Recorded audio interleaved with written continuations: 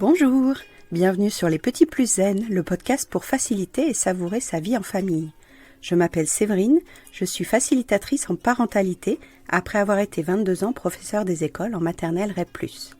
Chaque semaine, je te propose ici des pistes et des thèmes approfondis sur la petite enfance, l'éducation et la communication pour que tu retrouves le plaisir des relations familiales sereines et épanouies.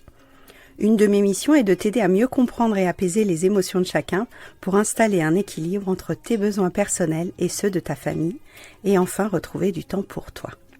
Je te partagerai aussi mon expérience en classe de maternelle, des découvertes apprises en formation et des outils inédits et actionnables facilement que j'ai créés au fil du temps à l'école et à la maison. Pour ne manquer aucun épisode, abonne-toi s'il te plaît sur ton application de podcast préférée et participe généreusement à la diffusion de mon travail en laissant un avis et une note de 5 étoiles.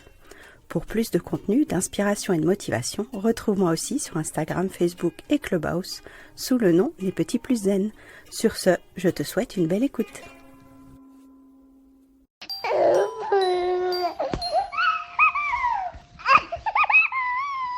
Comment éviter de tuer sa belle-mère quand on va passer une semaine en vacances avec elle cet été? Donc j'aime beaucoup cette question, j'ai bien rigolé quand je l'ai lue. Donc on entend que passer du temps en famille peut être un avantage certain pour créer du lien avec nos enfants et la belle famille, entre nos enfants, leurs parents et la génération d'avant. Donc on est sur 3 générations. Donc on peut facilement imaginer que les bienfaits, les avantages, les bénéfices de partir en vacances chez les beaux-parents, chez les grands-parents, ce soit de passer du temps de qualité. Mais on sait aussi, et je pense que vous vous accorderez sur cette question, que quand on va dans la belle famille, quand on va chez les grands-parents, il y a parfois un système de valeurs qui s'accroche, un système de valeurs qui se clash. Parce que la belle-mère, parce que la grand-mère n'a pas eu cette vision de l'éducation qu'on a nous-mêmes. En effet, elle a tout son schéma éducatif qu'elle a reçu, elle a tout le schéma éducatif qu'elle a appliqué avec ses enfants à elle, et une fois devenue grand-mère, il se peut qu'elle n'ait pas évolué sur son schéma éducatif de l'époque. Sauf que les normes, les références, les recherches, les neurosciences ont avancé depuis la génération d'avant.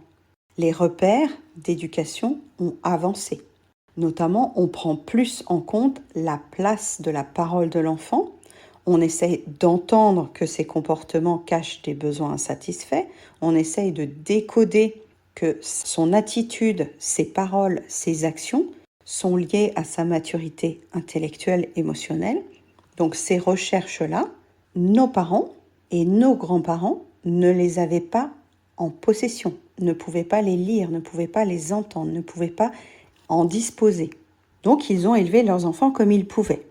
Mais quand nous, on arrive avec nos enfants chez la belle-mère, quand nous, on arrive chez les grands-parents pour l'été, avec peut-être une intention de se détendre, avec peut-être une intention de savourer des temps de qualité en famille, cette intention ne suffit pas à remplir ce que l'autre en face pense de l'éducation, pense de la façon dont on élève nos enfants.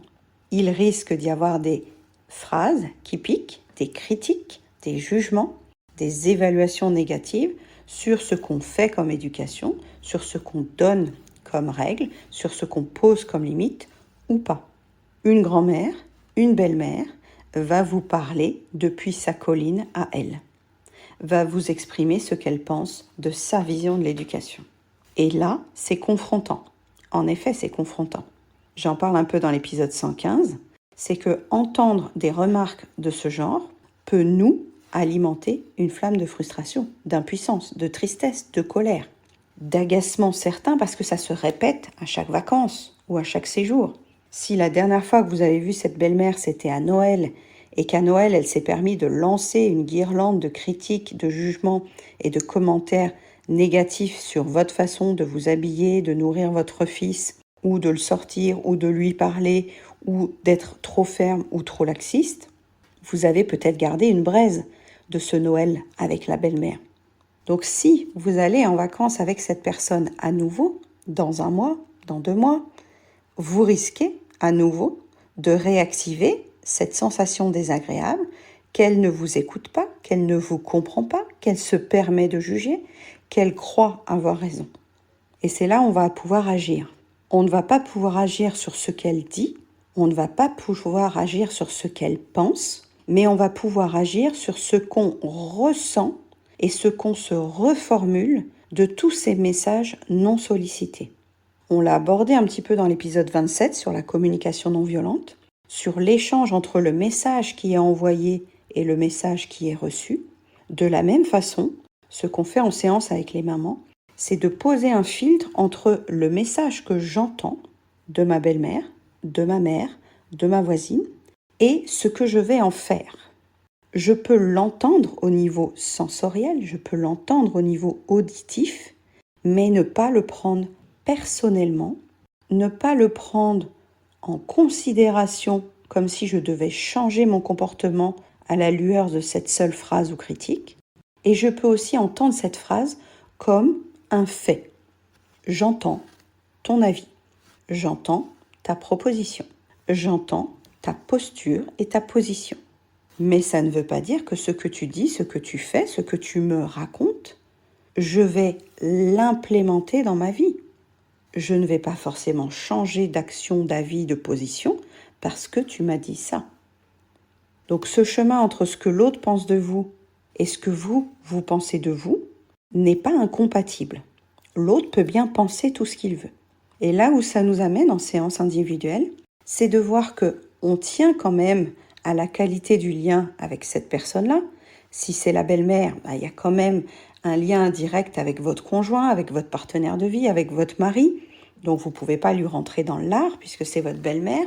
Vous avez quand même un petit peu de patience et de douceur pour pas non plus vexer ou décevoir votre mari.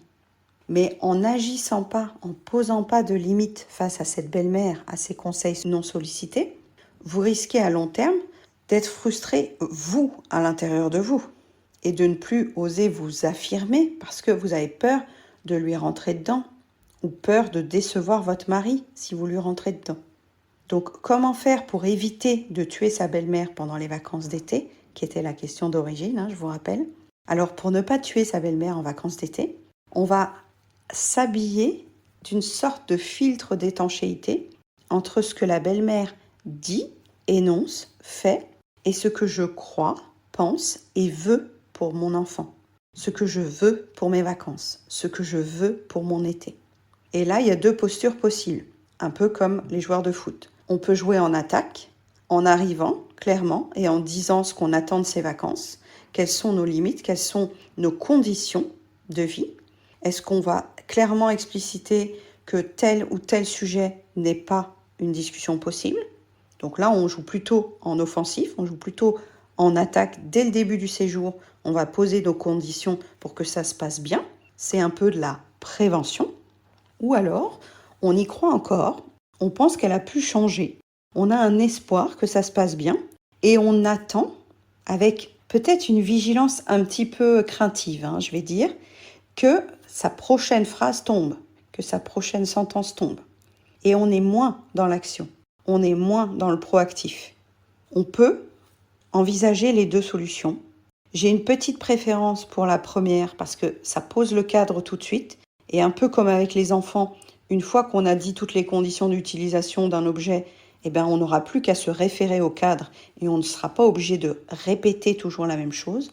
Alors que si on joue en défense et qu'on attend l'attaque, déjà on ne sait pas à quel moment l'attaque va arriver. Donc peut-être qu'à ce moment-là, on sera vraiment fatigué et qu'on aura encore moins de patience et de filtre pour renvoyer ce qu'on pense à la belle-mère ou à la grand-mère. Donc c'est l'inconvénient de jouer en défense. Par contre, si jamais, par un alignement des planètes, tout se passait bien pendant la semaine, ça nous évite de la froisser dès le début. Donc il y a des avantages des deux côtés et il y a des inconvénients des deux côtés. Voilà ce petit point-là pour l'illustrer par des exemples. La jeune maman là, qui m'a envoyé ce message-là, elle a eu par exemple comme démonstration que sa belle-mère comptait lui donner de l'alimentation quand elle ne serait pas là, de l'alimentation en douce. Ou elle comptait peut-être lui faire regarder la télé quand les parents ne seront pas là. Donc il y a une sorte de provocation de la part de la belle-mère, de la grand-mère, à ne pas vouloir respecter les règles que la maman a choisi pour son enfant, pour l'éducation de son enfant. Et là, ça pose quand même question sur cette posture de belle-mère et de grand-mère. Qui est-elle pour vouloir changer les valeurs et le cadre que vous avez décidé pour vos enfants? Qu'est-ce que ça vient réveiller pour elle de ne pas être entendue, de ne pas être écoutée, de ne pas être considérée? Et surtout, ce n'est pas votre rôle en tant que maman de soigner les blessures, les braises de belle-maman ou de grand-maman. Donc ces deux options, vous pouvez les panacher comme vous voulez, vous pouvez aussi les adapter au caractère de votre belle-mère ou de la grand-mère. Est-ce qu'en la recadrant un petit peu dès le début du séjour, ça permettrait que tout soit bien explicite et tout soit bien clair? De passer des vacances, on va dire, correctes, même s'il y a des tensions implicites, sous-jacentes, on ne fera pas l'impasse sur des petits non-dits et des petits trucs en douce, parce qu'il y a toujours de l'affectif et de l'émotionnel dans une famille et une belle famille. Mais si vous voulez éviter d'aller au clash, et la maman disait comment on ne tue pas sa belle-mère quand on est en vacances, si vous voulez d'aller au gros clash où vous finiriez par dire « vous êtes qu'une conne Marie-Josette », par exemple, si on veut éviter ce phénomène-là cet été, ce serait de voir ce que ça déclenche chez nous. Qu'est-ce que sa remarque, qu'est-ce que sa phrase vient toucher dans mes besoins à moi, dans mes émotions à moi, ou dans mon état physique, psychologique, émotionnel du moment. Si vous êtes complètement épuisé, que vous arrivez en vacances et que vous vous tapez cette phrase de critique de belle-maman, c'est quand même très normal d'être en réaction, en réactivité, parce que vous-même, votre réservoir émotionnel, intellectuel, physique, affectif n'est pas rempli. Donc on ne peut pas rentrer dans l'art de quelqu'un parce que nous-mêmes, on n'a pas pris soin de nos besoins. Je vous parle souvent de ça sur Clubhouse ou dans les épisodes de podcast. Il faut quand même que j'assume que mon état actuel est lié à mes propres décisions passées. Si pendant toute la semaine je continue à m'épuiser, quand j'arriverai en vacances, je serai complètement à plat. Et c'est le cas de beaucoup de mamans, notamment les mamans solo. Les mamans, en ce moment, il y a des préparatifs de valises, d'avions, de trains, de billets, de réservations, de spectacles, d'inscriptions pour la rentrée. C'est une course folle de préparer tout ça. Et la charge mentale est souvent encore attribuée aux mères. Comment ne pas arriver en vacances complètement à sec? C'est compliqué puisqu'elle s'est pris toute la charge mentale du mois de juin. Mais si vous savez à l'avance que vous allez rencontrer la belle-mère ou la grand-mère, ça devient un mode de survie, de garder de l'énergie pour quand vous allez être face à elle. Parce que là, c'est comme si vous mettiez directement des explosifs à côté d'un briquet. Vous ne vous mettez pas en condition de détente et de calme. C'est comme si vous réunissiez des tueurs en série et qu'au milieu, vous faites passer le chaperon rouge. À un moment, il faut être lucide. Vous connaissez le comportement et le caractère de votre belle-mère ou de la grand-mère. Ne lui donnez pas du grain à moudre. Ne lui donnez pas des prises sur lesquelles s'appuyer. Arrivez de manière un peu plus apaisée que d'habitude. Arrivez de manière sûre de vous dans vos valeurs, dans votre intention. Et puis, la dernière question qui serait un peu plus amusante, c'est de préparer, et c'est ce que je dirais à la maman qui m'a envoyé ce message, c'est de préparer un bingo. Vous savez, les bingos, quand on s'amuse, je vois souvent ça quand il y a un discours politique à la télé. Vous préparez une grille avec 16 cases et vous vous amusez à remplir tout ce que vous allez entendre pendant cette semaine avec la belle-mère ou la grand-mère. Elle va vous faire une remarque sur le choix de votre maillot de bain. Elle va vous faire une remarque sur que votre enfant mange trop de sucre. Elle va vous faire des remarques en disant « Oh, la télé, c'est pas si grave ». Elle va vous faire des remarques sur « Oui, quand même, ton mari, il t'aide quand même beaucoup, tu devrais pas te plaindre ». Les horreurs que vous allez entendre, vous pouvez déjà les anticiper parce que vous avez observé son fonctionnement. Et je vais le dire franchement, il y a des générations précédentes qui sont aigries parce qu'elles ne se sont pas mises en priorité.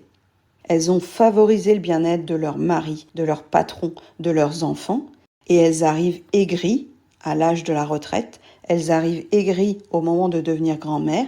Ce n'est pas le cas de tout le monde, heureusement, mais certaines belles-mères, certaines grand-mères sont plutôt dans la méchanceté, sont plutôt, pour les anciens, vous avez peut-être vu le film Tati Daniel, à chercher toujours ce qui ne va pas, à chercher toujours ce qu'on n'a pas forcément envie de mettre sur la place publique, mais elle l'a remarqué, donc elle va le dire à tout le monde. Et c'est son mode de fonctionnement, elle pense que c'est une manière de s'exprimer.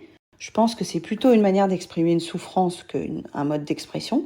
Donc sur leur rayure d'expression, c'est malheureusement un choix stratégique et maladroit d'exprimer de la douleur et de la souffrance et de la solitude ou un manque de soutien. Donc vous ferez le lien avec le passé de cette belle-mère ou le passé de cette grand-mère pour voir si ça colle ou non à ce descriptif un peu rapide. Mais les remarques négatives qu'elle vous fait, l'intention n'est pas forcément de vous blesser. L'intention, c'est d'être elle-même considérée comme ayant eu une expérience de mère, comme ayant vécu des choses proches de vous, dans le contexte, mais pas dans l'implication. Parce qu'on a tous changé des couches, on a tous donné à manger à nos enfants. Mais ce qu'elle se racontait à l'époque où elle a changé les couches et donné à manger, n'est pas ce que toi tu te racontes en 2023. La société a beaucoup évolué. Donc ce qu'elle pense maintenant, elle a raison de le penser, mais vous n'êtes pas là pour argumenter, vous n'êtes pas là pour la convaincre. Vous êtes là juste pour valider son opinion et pour dire « Ah, intéressant Lucette, merci ». Point. Et on n'alimente pas, on ne cherche pas à convaincre. C'est vraiment un principe de communication non violente que j'ai appliqué dès que j'ai été formée là-dessus. C'est que la personne qui arrive en disant « j'ai raison », on va lui laisser penser qu'elle a raison parce que ma détente et mon envie d'être heureuse, mon envie de sérénité et d'harmonie et de paix est plus important que de lui faire entendre que son argument est complètement bidon et foireux. Je ne suis pas là pour apprendre à Marie-Josette que sa vision de l'éducation est destructive, que sa vision de l'éducation a eu des conséquences malheureuses. Si Marie-Lucette vous dit qu'une bonne claque, ça n'a fait de mal à personne, vous pourriez lui sortir des articles par centaines pour lui expliquer les traumatismes des enfants qui ont été claqués, battus, humiliés, violentés pendant leur enfance. Mais elle n'est pas en capacité de vous entendre. Elle ne peut pas entendre ça. Ce n'est plus sa priorité. Elle veut juste qu'on voit que son expérience, que son expertise a eu de la valeur à un moment. Eh bien, on va la créditer en disant « Ah oui, c'est vrai que vous avez passé beaucoup d'implications avec vos enfants. » Et là, c'est peut-être dur de ne pas être sarcastique et d'avoir le ton approprié pour qu'elle n'imagine pas que vous vous foutez de sa gueule. Suivant la durée du séjour, si vous restez que 3 jours, il n'y a peut-être pas besoin de poser les règles dès le début. Mais si vous allez y rester 10 jours ou 2 semaines, je serais quand même plutôt sur l'optique de poser ce que j'attends de ces 10 jours, de ces 2 semaines, pour que les coins, les lieux, l'intimité de chacun soient gardés, soient sauvés. Parce qu'on est quand même là en vacances.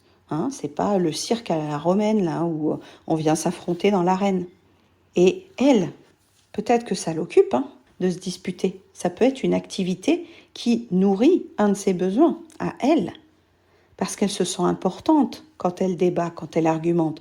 Elle a envie de s'exprimer, elle a envie d'être entendue. Et ça, je ne vais pas minimiser que ses rayures et que ses besoins sont en train de clignoter pour elle. Mais vous, est-ce que vous êtes venu en vacances pour réparer les braises de belle-maman ou de grand-maman? Vraiment pas. Vous n'êtes pas thérapeute de belle-maman ou de grand-maman. Donc vous pouvez m'envoyer votre belle-mère ou votre grand-mère si vous voulez, je m'occuperai d'elle. Je lui ferai prendre conscience de sa cheminée des émotions et de ses arcs-en-ciel de besoins et des 2 collines où elle n'a pas à croire que ce qu'elle pense de vous est la réalité et inversement. Donc je peux travailler avec elle si vous voulez. Mais vous, votre protection, votre survie et votre détente pendant cet été passe par qu'est-ce que je veux vraiment? Est-ce que je préfère être bien et me sentir bien? Auquel cas, je ne vais pas lui laisser prise et je ne vais pas lui laisser entendre que ce qu'elle dit va changer mon mode de faire. Ni en provoque, ni en surenchère, ni en contre-argumentation.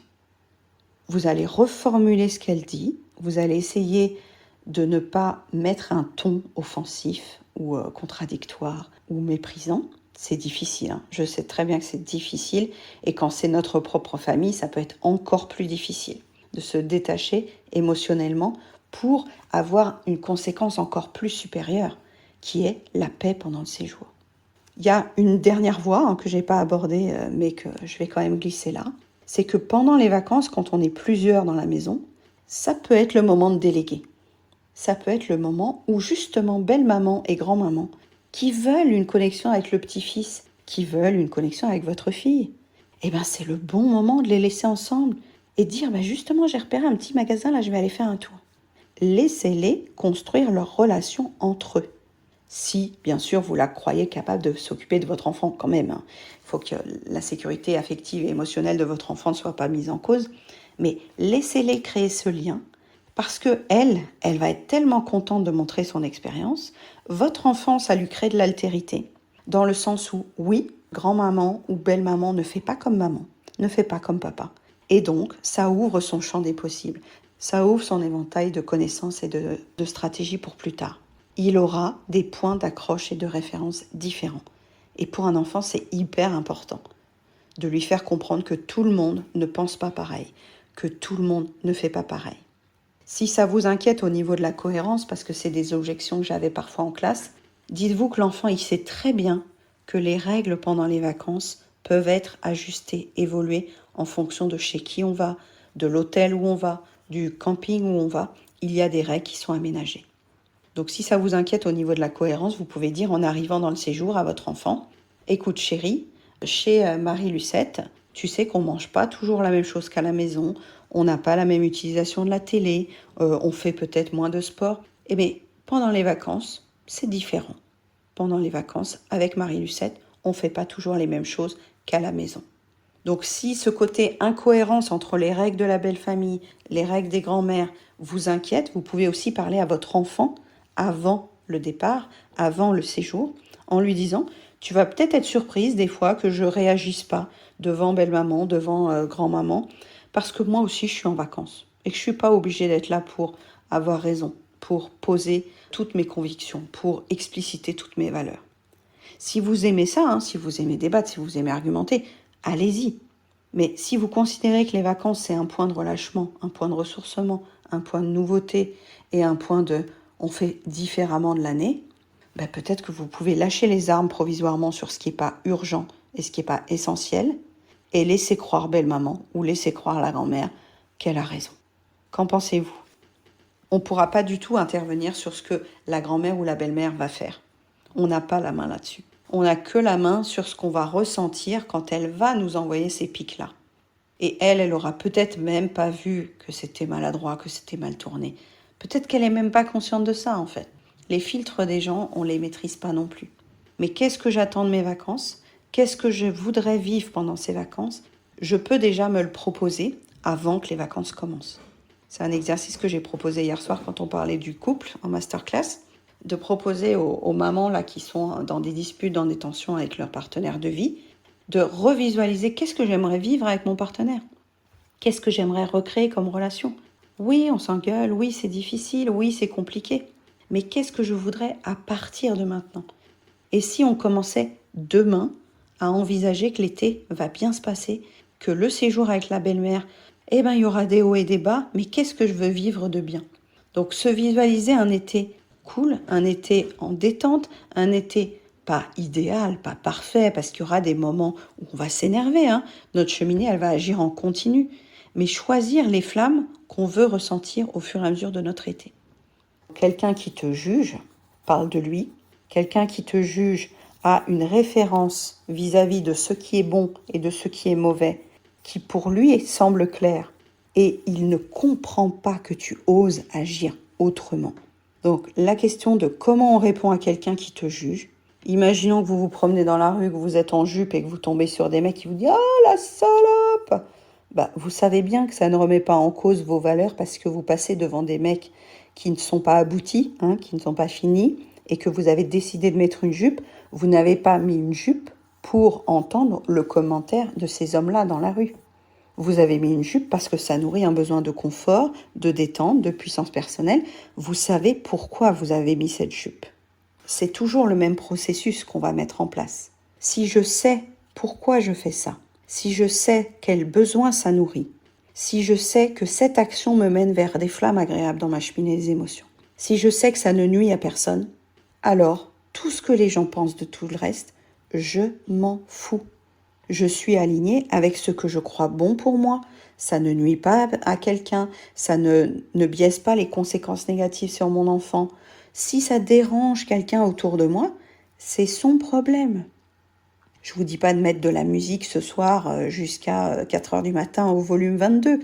Je vous dis juste, quelqu'un te juge. Est-ce que ça parle de moi? Est-ce que ça parle de lui? Est-ce que je peux entendre qu'il est dérangé parce que mon comportement ne coche pas les cases de ses valeurs à lui? Oui, je peux tout à fait le comprendre. Et ça, je peux lui reformuler. Je peux lui dire, ah, tu trouves que ma jupe te donne envie de me considérer comme un objet peut-être? C'est un choix. Tu crois qu'une jupe, ça apporte un commentaire. Je voyais sur LinkedIn une jeune femme là qui disait qu'elle avait fait une visio ce matin avec un débardeur, donc on voyait les tatouages sur ses bras. Et pendant la visio, les personnes n'arrivaient pas à se concentrer sur ce qu'elle disait, étaient focus sur ses tatouages sur ses bras. Comme si on ne pouvait pas parler, travailler, s'exprimer sans appeler un commentaire sur notre apparence physique. Et c'est particulièrement un truc de femme. Donc je sais qu'il y a beaucoup de mamans qui écoutent les replays et qui écoutent les épisodes.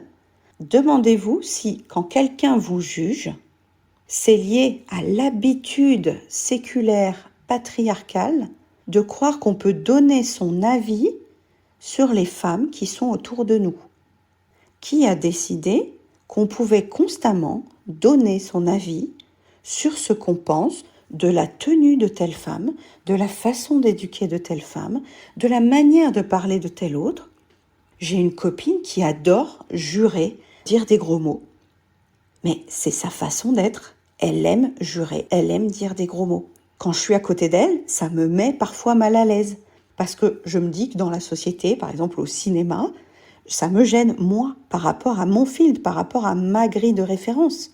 Mais je ne vais pas lui dire « Écoute, tu peux arrêter de jurer quand je suis à côté de toi, ça me gêne. » Je vais aller chercher ce que ça vient trouver en moi, ce que ça vient déclencher en moi. Parce que je trouve que dans le domaine public, certaines insultes ne sont pas appropriées. Donc ça me mène vers mon besoin de justesse. Et une fois que j'ai touché mon besoin de justesse, je vois que le comportement de mon amie, quand elle dit un gros mot à une petite vieille au cinéma qui fait trop de bruit, moi, ça ne vient pas toucher de la justesse. Et elle, ça touche d'autres besoins pour elle, de liberté, d'autonomie, d'expression d'elle. Et je respecte toujours ça. Et c'est ce que je fais avec les mamans que j'accompagne. Je ne comprends pas toujours le sens du comportement qu'elles ont. Par contre, je sais que tous les comportements qu'elles ont un sens en fonction de ce qu'elles connaissent de leurs besoins et de leurs émotions. Et c'est là où l'enquête commence. Et c'est là où c'est tellement intéressant. Moi, je n'aurais peut-être jamais eu ce comportement ou cette action-là, parce que ma chaîne de pensée, ma chaîne de réaction, ma chaîne de besoin et de flamme est différente de la tienne, est différente de la sienne, est différente des 14 prochaines clientes que j'aurai. Et tant mieux. C'est ce qui fait que mon métier est si passionnant. C'est que mes outils vont s'adapter à tes actions, mais au début, je ne sais pas encore pourquoi tu les as faites. Je ne sais pas encore ce que ça t'a fait ressentir. Et c'est ça qu'on va creuser ensemble. Donc la personne qui te juge aujourd'hui, demain, pendant tes vacances, sur la plage, au magasin, elle a besoin d'exprimer que sa vision du monde est différente de la tienne. Sinon, elle aurait fermé sa bouche. Donc qu'est-ce qu'elle veut? Elle veut peut-être un peu d'attention. Elle veut peut-être se rassurer en croyant que ce qu'elle fait est mieux que ce que tu fais toi. C'est deux pistes, c'est deux hypothèses, ça dépend tellement de la personne qui va te juger. Et peut-être qu'elle est inquiète parce qu'elle ne fait pas comme toi et elle se demande si elle ne devrait pas reconsidérer la question. Donc comment lui répondre? Pareil que tout à l'heure, on peut avoir un mode offensif en disant « Je ne crois pas t'avoir demandé ton avis ». Hop, on pose ça, c'est offensif, ça lui plaît ou ça lui plaît pas, peut-être qu'il y a une surenchère. Donc si vous voulez avoir la paix, c'est peut-être pas la solution que je vous propose. Quelqu'un vous juge, comment répondre? Vous pouvez faire un sourire en disant « C'est intéressant de savoir ce que tu penses ». Essayez de ne pas mettre le sarcasme, un peu comme tout à l'heure. Ou alors, comment lui répondre? Vous pouvez lui poser une question à votre tour. Vous pouvez faire une hypothèse, c'est ce qu'on fait en exercice de communication non violente. On pourrait dire, est-ce que ça t'inquiète que j'élève mon enfant différemment de ta vision de l'éducation? Et ça crée peut-être une opportunité de discussion. Mais est-ce que vous avez envie de discuter avec cette personne ou pas? Vraiment, quand quelqu'un vous juge, qu'est-ce que vous voulez? Vous voulez avoir raison? Vous voulez avoir la paix? Vous voulez comprendre pourquoi il vous dit ça? Ou vous voulez juste passer à autre chose et prioriser vos actions à vous? Ça dépend vraiment de ce que vous voulez. Donc les deux premières questions là qu'on a abordées, comment éviter de tuer sa grand-mère, sa belle-mère ou toute personne de la famille qui va nous insupporter pendant les vacances d'été. Et comment répondre à quelqu'un qui te juge? On va aller sur les mêmes pistes que je vous propose habituellement. Que vient chercher cette phrase en moi que je n'avais pas encore identifié comme un besoin et une valeur haute dans ma vie personnelle et que l'autre en face ne comprend pas, ne connaît pas ou n'a pas en référentiel pour elle. Et une fois que j'ai trouvé ça, je vais pouvoir l'exprimer à l'autre en disant « ce choix, je l'ai décidé parce que ». Je peux lui proposer une explication.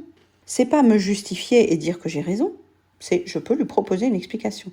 S'il n'est pas d'accord, il saura bien vous le faire dire. Les personnes qui vont nous juger cet été sur notre apparence, sur notre façon d'élever nos enfants, sur notre façon d'oser nous reposer alors qu'il y a la vaisselle à faire. Oh là là, bah oui, il y a la vaisselle à faire. Très bien. Et donc, la personne qui te juge que tu n'as pas encore fait la vaisselle, la personne qui te juge que tu devrais quand même pas mettre ce maillot de bain 2 pièces parce qu'on voit ta chair qui déborde, c'est vraiment par rapport à sa référence de ce qui est bien et de ce qui est mal. On ne pourra pas le changer pour lui, on ne pourra pas le changer pour elle, à moins que vous ayez envie de vous lancer dans cette thérapie de l'autre que je ne vous conseille pas forcément, mais allez voir ce que ça touche chez vous. Est-ce qu'il a touché un point sensible chez vous d'acceptation de vous? Parce que aiguillonner une femme sur son physique, des fois ça va chercher à l'estime de soi, sur la rayure d'identité, sur la rayure jaune. Ça peut picoter si on a déjà du mal à s'accepter nous-mêmes. Donc peut-être qu'il réveille cette envie de confiance en soi, d'estime de soi, qu'on n'a pas complètement réussi à mettre au niveau 9 ou 10, parce qu'on est encore en train de tâtonner sur comment avoir plus d'estime de soi, comment avoir plus de confiance en soi. Et cette petite phrase qui vient de l'autre nous montre en miroir ce qu'on ne s'était pas encore accordé à nous. Ça vient toucher là où ça fait mal. Je prends l'exemple du maillot de bain, mais ça peut être tellement d'autres exemples. Genre quoi, tu le prends dès qu'il pleure, ton enfant? Tu devrais pas, tu vas en faire un enfant roi, patati patata. Ça reste des critiques et des jugements et des avis qui semblent logiques pour la personne en face, mais qui pour vous ne sont pas votre priorité, parce que vous avez déjà décidé de quelque chose. Si moi-même je doute, je vais laisser de la prise à l'autre pour continuer à croire que son avis serait le bon par rapport au mien. Donc si la phrase de l'autre qui vient de te juger, te critiquer ou t'évaluer, elle trouve une résonance en toi parce que justement tu n'étais pas bien sûr de faire la bonne chose avec l'alimentation de ton petit ou de faire la bonne chose avec l'autorité de ton ado, en effet, il va venir secouer un peu le socle sur lequel tu doutais et là, il va y avoir peut-être 2 postures différentes à nouveau. C'est est-ce que j'assume que cette question, tu ne l'as pas encore complètement réglée de ton côté? Ou est-ce que, dans les apparences, tu vas dire à l'autre, raconte-moi pourquoi tu penses ça. Comme ça, tu collectes des arguments sur sa façon de penser. Ça te permettra de faire tes 2 colonnes tranquillement plus tard en disant ok, lui, il a donné tel et tel argument. Ça me va pas, ça me convient pas, ça colle pas à ma vie, à ma logistique, à mon mari, à mon mariage, à l'âge de mon enfant. Tu pourras trier plus tard. Mais si tu lui dis ah bon, t'es sûr? Eh ben là, il peut s'engouffrer. Il peut s'engouffrer dans le doute que toi, c'est peut-être un sujet nouveau pour toi, c'est peut-être un sujet sensible, c'est peut-être un sujet que tu n'as pas eu le temps d'approfondir parce qu'on est débordé dans nos vies quotidiennes. Et l'autre peut le sentir. Donc ce serait peut-être le petit point de vigilance à rajouter. Quand l'autre te juge, est-ce qu'il a cru qu'il était expert dans cette question au point de vouloir te faire douter? Et là, vous allez transférer sur le fait que tout ce que vous avez décidé précédemment est au service de ce que vous allez vivre prochainement. Ça vous fait une expérience pour la suite. La personne en face ne sait pas par quoi vous êtes passé, ne sait pas ce que vous avez déjà testé. Elle vous balance cette phrase à l'instant T, elle n'a pas du tout l'historique de ce que vous avez déjà essayé. Mais sa simple phrase pourrait vous remettre dans le doute, vous fragiliser. Pourquoi pas? Ça dépend vraiment de votre état d'esprit du moment. Je renvoie bien sûr à La langue girafe et chacal de Marshall Rosenberg. Je vous ai pingé l'épisode 107 qui parle de ça et l'épisode 27 qui présentait les principes. Bonne semaine! À bientôt! Merci d'avoir écouté cet épisode. Tu peux retrouver les thèmes et les épisodes précédents aussi sur lppzen.com/lepodcast. Pour soutenir mon travail, je t'invite à noter, commenter et partager le podcast, notamment sur ton application préférée, comme Apple Podcast par exemple. Ton soutien est important pour moi pour permettre à d'autres parents de retrouver la sérénité en famille. On se retrouve pour un prochain épisode très bientôt et en attendant, prends bien soin de ta cheminée des émotions et de ton arc-en-ciel des besoins. À très vite.